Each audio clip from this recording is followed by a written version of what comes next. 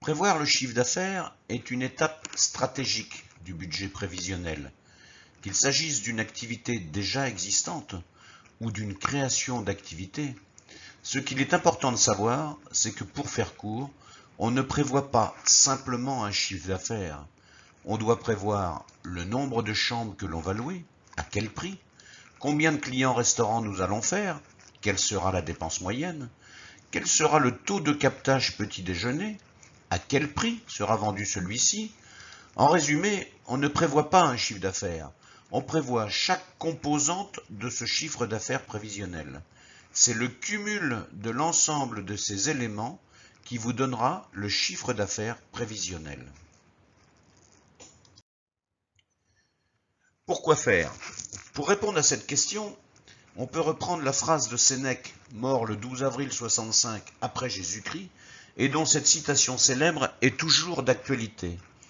Il n'est de vent favorable pour celui qui ne sait où il va.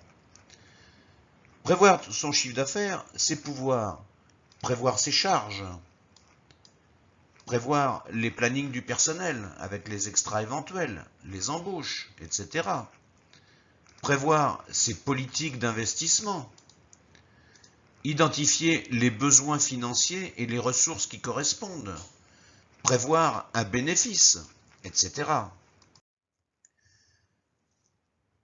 Alors pourquoi faire des prévisions? La première raison est que sans prévision, il n'est pas possible de pratiquer la direction par objectif. Une deuxième raison est que la pratique des prévisions ou l'amélioration de leur efficacité conduisent sans autre forme d'action à améliorer les performances de l'entreprise. La pratique des budgets facilite l'apprentissage du fonctionnement de l'entreprise pour les employés et les responsables et participe ainsi au développement d'une entreprise apprenante. Un système de prévision efficace améliore les performances et la qualité de service. Gérer, c'est prévoir. Les prévisions facilitent la gestion des moyens de production. Matières commandées en quantité suffisante et sans excès. Planning du personnel réalisé pour assurer un service de qualité sans perte de productivité. Améliore la qualité de service. Régularité de la prestation nourriture. Pas de rupture, pas de stock excédentaire à écouler. Personnel en place pour assurer la production et le service en fonction des standards de productivité.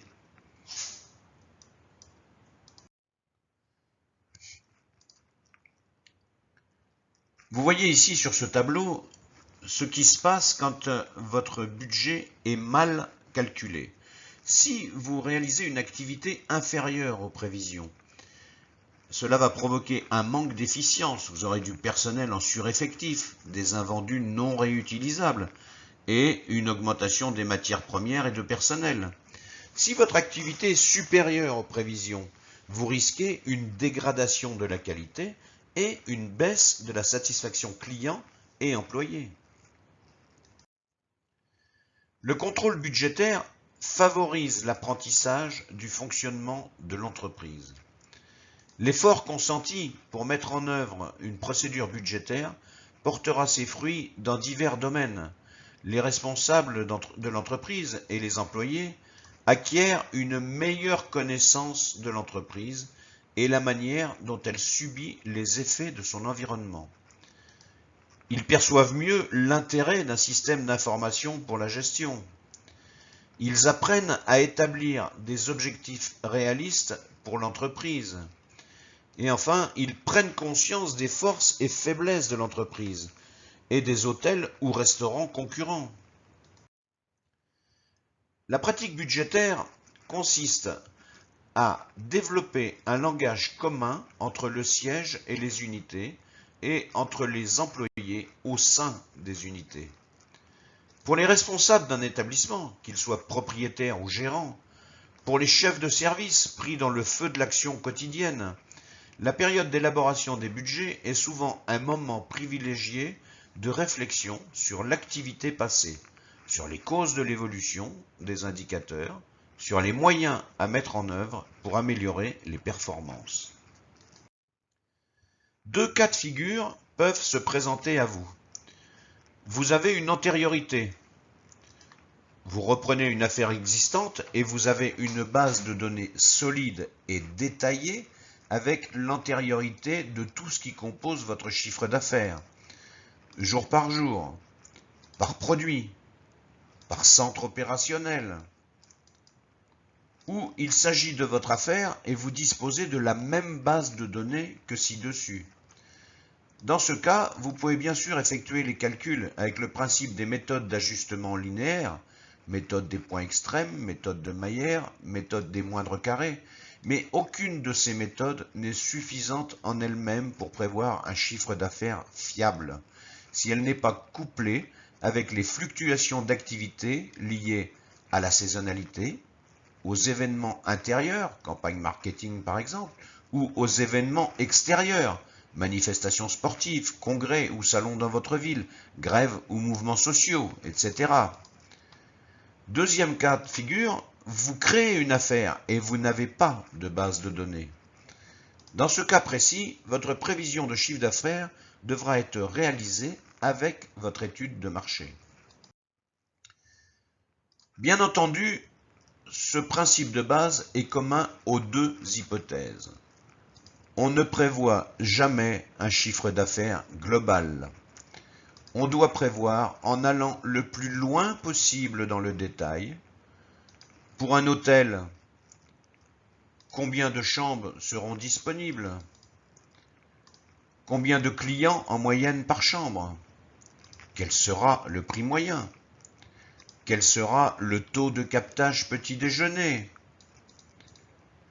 Combien de locations de salon je vais réaliser? Quel sera le chiffre d'affaires de la boutique? Etc.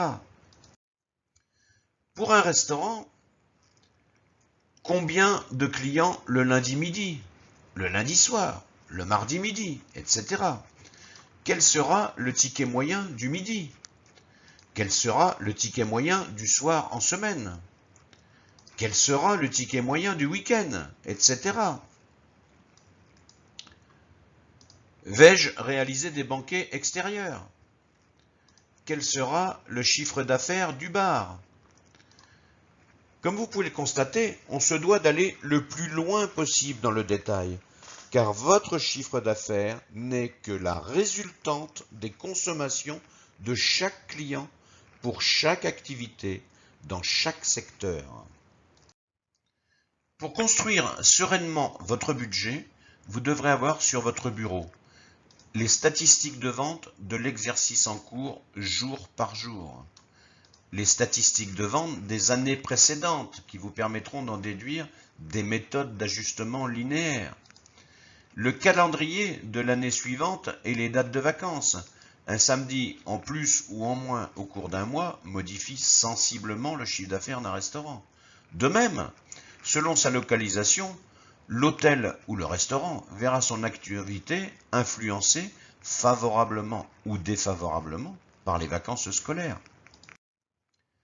Le calendrier des manifestations sportives, associatives, les dates des événements qui ont eu un impact sur votre activité. Une foire expo vous a apporté des clients cette année, mais elle n'a lieu que tous les 2 ans. Vous devez donc prévoir un impact négatif sur le budget de l'année à venir si la manifestation n'a pas lieu. Votre calendrier des animations commerciales ou publicitaires que vous allez mener dans l'année en cours avec le retour escompté.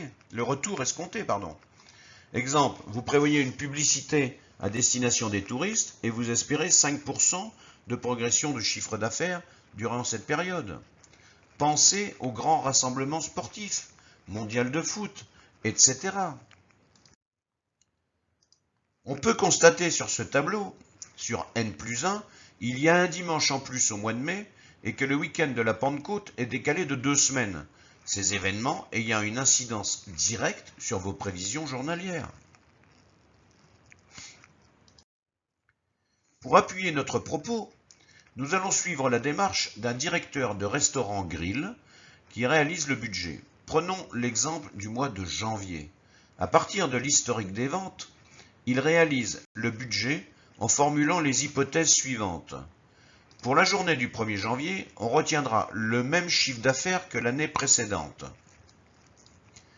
Pour les journées hors vacances, la prévision s'établit sur la base des statistiques de chiffre d'affaires journalier observées en janvier et février et en tenant compte d'éventuelles actions commerciales. Pendant les vacances scolaires, le chiffre d'affaires est inférieur de 22% par rapport aux périodes hors vacances, quel que soit le jour de la semaine. La semaine du 19 au 25 janvier fera l'objet d'une animation commerciale dont on attend une augmentation de chiffre d'affaires de 5%. On constate donc que la première étape, très importante, est l'analyse de l'existant de la façon la plus précise possible pour faire une prévision de chiffre d'affaires en partant de l'existant. Il est impossible de faire l'économie d'une analyse poussée de tout ce qui s'est passé au cours de l'année, que ce soit les événements extérieurs à l'entreprise ou les animations commerciales et stratégies marketing mises en œuvre au sein de l'établissement et l'impact qu'elles ont eu sur le chiffre d'affaires. Vous voyez sur le tableau de gauche les réalisations de l'année en cours et sur le tableau de droite le budget pour N+1. On constate déjà que l'année N+1 a un jour de vacances en moins, le lundi 5 janvier. On applique donc les règles édictées ci-dessus. Sur ces tableaux, on voit que l'année N+1, on prévoit une action commerciale du 19 au 25 janvier. Notre prévision de chiffre d'affaires tient donc compte de la prévision de retombées commerciales due à cette action commerciale.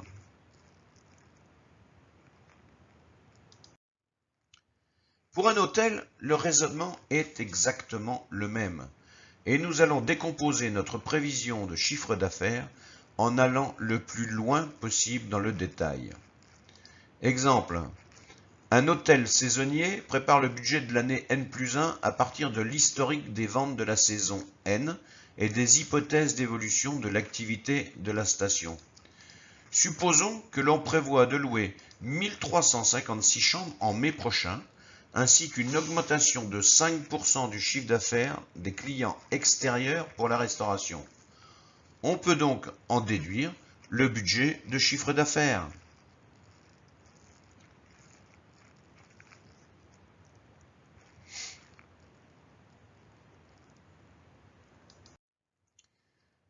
De la même façon que le chiffre d'un jour sur l'autre peut être très différent, par exemple entre le lundi et le samedi, le chiffre d'affaires est rarement constant d'un mois sur l'autre. Il peut varier en fonction des flux touristiques, de la météo, de votre emplacement, de la saison, etc. Il convient donc d'en tenir compte lors de vos prévisions de chiffre d'affaires et des charges. Doit-on, coûte que coûte, conserver son budget en cas de hausse ou de baisse de l'activité? Ne pas répondre non à cette question serait stupide. En effet, si votre chiffre d'affaires évolue à la hausse ou à la baisse par rapport au budget fixé, cela aura également un impact sur vos prévisions de charges, sur votre personnel et bien sûr sur la rentabilité prévue. Il est donc important, lors des reportings, d'en tirer les conclusions nécessaires et indispensables afin de réactualiser les prévisions de charges et les besoins en personnel afin d'assurer une qualité de service pour les clients et un résultat bénéficiaire en fin d'année.